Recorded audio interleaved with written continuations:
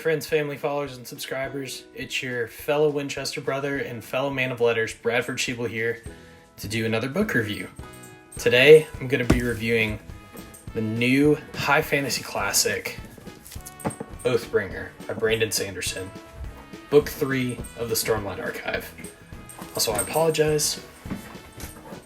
My dog is being a goofball. She thinks she's a wolf, but we love her. So today I'm going to be reviewing Oathbringer and just some things that stood out to me. This will be spoiler free, so for any who have not read the book yet, and my dog is now staring at me. Perfect. Alright, so I'm going to be going character by character and then just give an overall assessment of how I liked this book. So first off, we're going to go with Shallan Devar, who is a Light Eyes from the nation of Yakaved. What a run she's had so far. Words of Radiance was her book. We learned her backstory. We learned how her family fell into ruin. Her brothers went to gambling to try to overcome that ruin and save their family, and Shallan ended up having to kill her own parents, which is a tough look for my girl. But she redeemed herself by helping the Alethi High Princes and their armies find the lost city of legend, Urithiru, spelled right here. And so she took them to Urithiru via Oathgate. Big deal in this world for sure. And especially with the coming of the Everstorm, she has proven herself a worthy asset for the Alethi princedom. And so in this book, she's wrestling with the consequences of what happened to her family. However, the way she deals with it, it's a little weird. She's very much on a journey of self-discovery, but some of the choices she makes don't exactly jive with me super well. She does have a great ending to this novel, but throughout the book, she really has some moments that are kind of questionable. She does have one great scene with something that will remain nameless for the time being, and that was kind of riveting, and it helped her to grow as a character.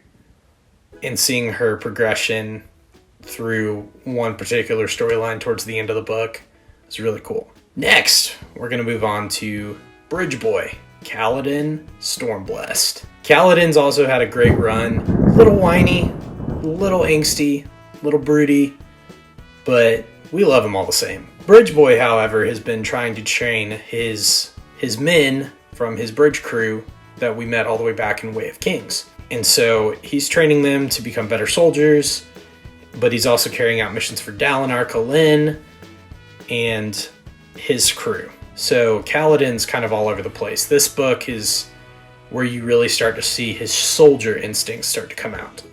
And he has a really, really cool moment in the climax where a long expected confrontation happens between him and another character. And it's really cool. Kaladin is learning how to be more trusting of people. Where we left off in Words of Radiance was him starting to trust Light Eyes. So the class distinction on Roshar, which is where the Stormlight Archive is set, is between what are called Light Eyes, people who carry mystical pieces of weaponry called shard blades, which turn their eyes a lighter color, and they have a higher social standing, versus Dark Eyes, who don't carry shard blades, who don't carry shard plate, which is the armor version of shard blades. Kaladin is a Dark Eyes, but he's slowly becoming a Light Eyes as he can now wield a shard blade. And that conflict that he's wrestling with, the different layers that are being exposed throughout his journey in this book are really interesting. He is still a little bratty, still a little whiny for my taste, but he's still a great character. He's very much your underdog. And so I really appreciate that about his character. He's still a little bratty. That kind of bothers me. But overall, still great showing for Kaladin in Oathbringer. Next up, we got my guy, the Blackthorn, Dalinar Kholin. Right here. Dalinar is a renowned general, soon to be king of Alethkar, and this book is all about Dalinar. Dalinar's journey is unfortunately quite tragic. He is haunted by his mistakes during wartime. He's haunted by his mistakes with his former wife. And he's haunted by the mistakes he made from alcoholism, from being too obsessed with battle.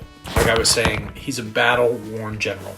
There's one particular scene with Dalinar in a flashback where you really get a glimpse of the complexity that goes into the mindset of a warrior, as very much Dalinar is. And that haunts him until the events of this book.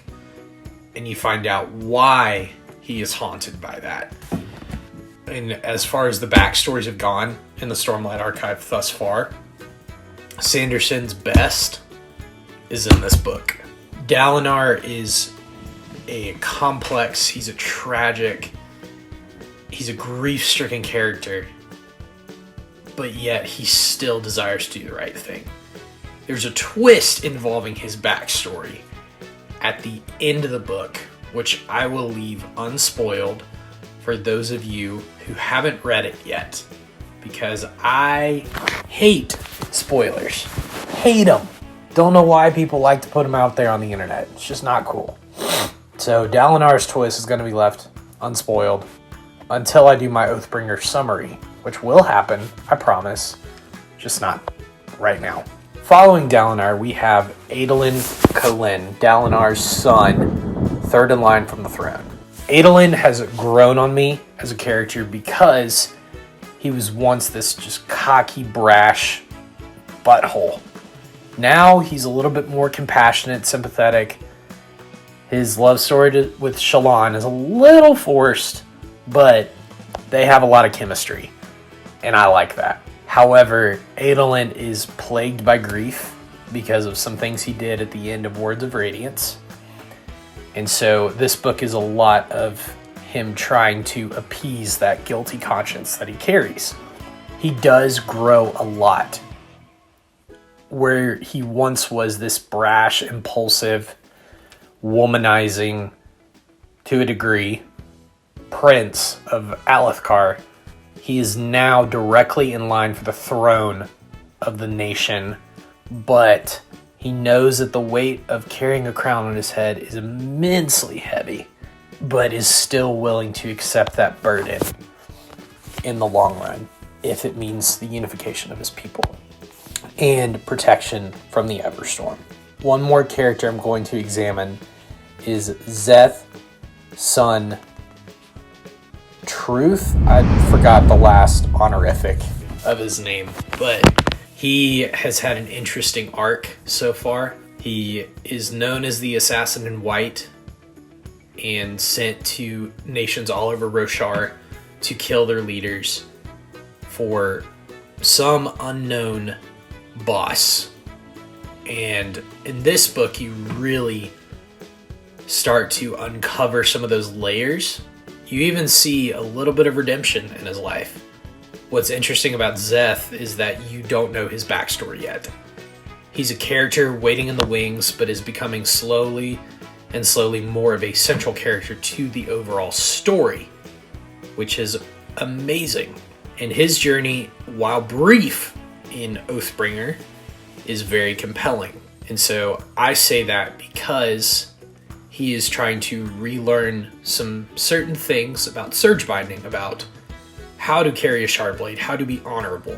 And so that's why he was one of the 5 characters I was going to choose for this video. And now I'm going to review a little bit of the story overall. So where Words of Radiance and Way of Kings are very much wartime thrillers, wartime stories to widen the world of the Stormlight Archive, Oathbringer is much more of political intrigue, and I don't really know how to describe it, but there's a lot more political intrigue, political strategy, and long-term political planning in this book. This one is much more about the world building behind the Stormlight Archive. It's much more about how Dalinar and the princes of Alethkar, along with Kaladin, along with Shallan, Navani, Yasna. Her name is spelled like Jasna, but it's Yasna. Ask Sanderson. I don't know. Oh, my dog's back. She's about to be in a wolf mode and sniffing. She's great, I promise. So the plot of the book is reacting to the events of Words of Radiance. Words of Radiance ended with the Parshendi, who were revealed to be the Voidbringers, singing the Everstorm, which is this cataclysmic event, into existence. And as the Everstorm ravages Roshar, Dalinar is in the process of building up a coalition of nations to defend Roshar from the Voidbringers, who are coming slowly out of this storm and becoming more powerful as they do. And so much of the novel revolves around that storyline. However, it does revolve around that storyline in different ways. You see Dalinar and Navani and Yasna going to different nations to try to prepare them for the Everstorm. However, you also have Kaladin, Adolin, Shallan, and a couple of other new characters that are introduced go into Alethkar to try and protect the countryside from the Voidbringers. And so what arises are a lot of the issues that this society faces. Racism, I think, the ramifications of slavery, economic disparity. You get lots of political intrigue, like I was saying, some cultural differences, and most of all, the reasons behind scholarly advancement. And you see that a lot with Shallan and Yasna's characters. And I love that. I love that aspect about this universe, because it does have instances of Sanderson doing work behind the scenes, creating texts, creating religious tomes and scholarly articles and drawings and maps to make his world feel more immersive. And that's something I really, really look for in series like this. And that's a huge reason why I love the Stormlight Archive thus far. However, I will say character development in this book is good. It's a little slower than the first two books. The plot is also somewhat slower and harder to follow just because of the political intrigue. While I do like that, it's still harder to follow. Additionally, Dalinar's backstory is what makes this book so good. And so far, it's the best backstory Sanderson has written for this series. It's complex, it's dark, it's tragic, and it's redemptive.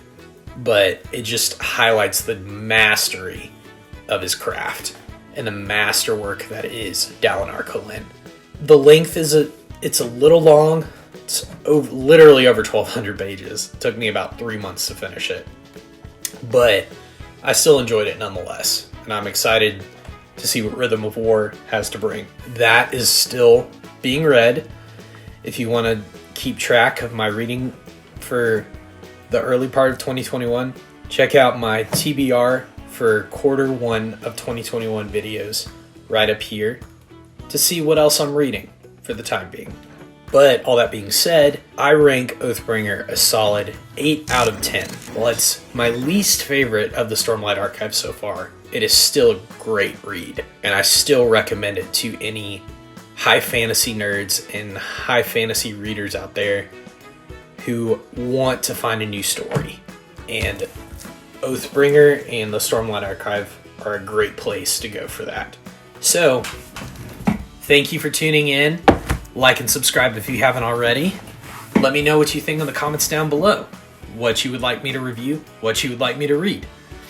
And also to see how I'm progressing towards my goal of finishing all these books before the end of March. So, thank you so much for tuning in. I'm going to go back to the bunker. Hit me with some lore. Check out some more supernatural videos in the meantime. Have a good one, y'all. Peace.